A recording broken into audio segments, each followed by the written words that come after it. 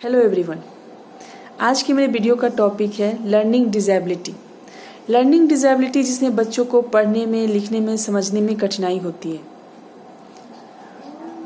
एक एज होने के बाद भी वो चीज़ों को समझ नहीं पाते हैं, लिख नहीं पाते हैं, तो हमें उन पर ध्यान देने की ज़रूरत है, क्योंकि ये लर्निंग डिसेबिलिटी के सिम्टम हैं। हमारे देश में हज़ारों ऐसे बच्चे हैं जो इस प्रॉब्लम से ग्रसित हैं। लर्निंग एक कंटिन्यूअस प्रोसेस है, लेकिन जब कोई बच्चा अपने एज के हिसाब से पढ़ता नहीं है, लिखता नहीं है, चीज़ों को समझता नहीं है, तो हमें उस पर ध्यान देने की ज़रूरत है। हालांकि कुछ बच्चे ऐसे होते हैं जो देरी से रिस्पॉन्स करते हैं, चीज़ों को देरी से समझते हैं, लिखते हैं या पढ़ते हैं। तो ये कुछ ही बच्चे होते हैं, सारे बच्चे नहीं। इसलिए अगर कोई बच्चा देरी से चीज़ों को समझता है, लिखता है, पढ़ता है, तो हमें उस पर ध्यान देने की ज़रूरत है, ना कि हल्के में लेने की, और डॉक्टर से कंसल्ट करने की भी ज़रूरत है जितनी जल्दी हो सके। लर्निंग डिसेबिलिटी 3 तरह के होते हैं: reading disorder, mathematics disorder, written disorder.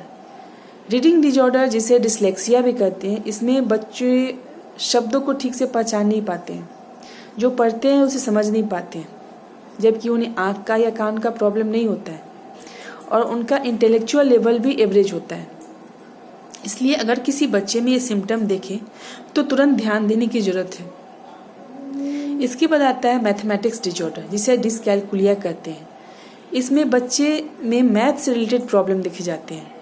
उनका अर्थमेटिक स्किल्स उनके इंटेलेक्चुअल लेवल से काफ़ी नीचे होता है। उसके बाद भी वो चीज़ों को समझ नहीं पाते हैं, जिससे उनका जो एकेडमिक परफॉर्मेंस होता है उस पर भी उसका असर पड़ता है।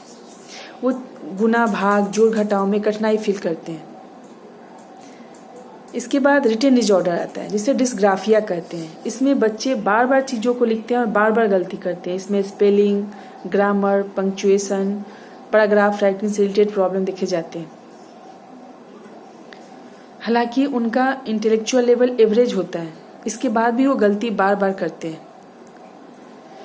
तो ये सारे लर्निंग डिसेबिलिटी हैं।